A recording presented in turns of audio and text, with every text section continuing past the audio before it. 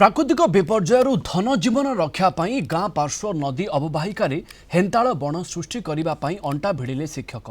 केन्द्रापड़ा जिला महाकालपड़ा ब्लॉक कोचिलस गाँवर शिक्षक माने निकटरे थिबा गुप्तगिरी नदीर अववाहिकार विभिन्न किसमर हेन्ताल चारा रोपण करिसेंती। विगत दिन में गाँ पार्श्व थिबा अनेक जंगल ध्वंस हो जाइथिबारु एहार पुनरुद्धार पई शिक्षक माने आगे आसीछंती। ये सर लक्ष्य आमर एक्चुअली ये जो आमर लुड़ा जंगल आगुरी थी यहाँ धीरे धीरे लोप पाई जाइए आम से पुनरुद्धार करने किसी वर्ष पूर्व आनी लगे सक्सेस होता पुणी ए विभिन्न भेराइटर लुड़ा गछ गुड़ा आनी तो आज केतक शिक्षक आ समाजसेवी मिसिक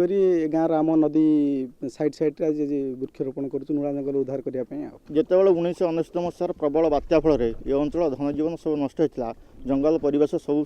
नष्ट होता तेणु बर्तमान पुनर्जीवित करने आम शिक्षक बंधु ये छुट्टी समय ये पाख नर्सरी विभिन्न प्रकार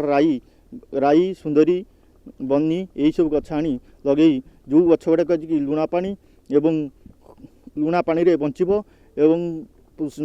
आमर धनजीवन सुरक्षा दे पार तेणु आम यही सब गछ प्रयास करुँ। लुणा जातीय वृक्ष लगे फल जंगल सृष्टि हे एवं तादरे जो वन्यजंतु कि पक्षी मानकर सुविधा सुजोग रही 99 बात्या होता विभिन्न ये जंगल थिला किंतु नष्ट हो फल आमर समर भैकेसन आम शिक्षक बंधु मैंने एकत्रित हो एटा बड़ प्रयास जहाँकि 10-20 किलोमीटर लंबार गोटे गुप्तगिरी ज्वर अच्छी आमर किछि फेज आम लगाऊ। ये हूँ महाकालपड़ा अंचल किसी शिक्षक जहाँ छुट्टी थिला बेले परिवेश उपर चिंता करी एबे लुणा जंगल सृष्टि करियारे लागि पड़िचंती। आशा रखिचंती भविष्य में जदि किसी दैव दुर्विपाक हुए किछि मात्रा रे ये अंचल सुरक्षित होबो बोली सेमानकर लक्ष्य रही। महाकालपड़ा हेमंत स्वाई, कलिंग टीवी।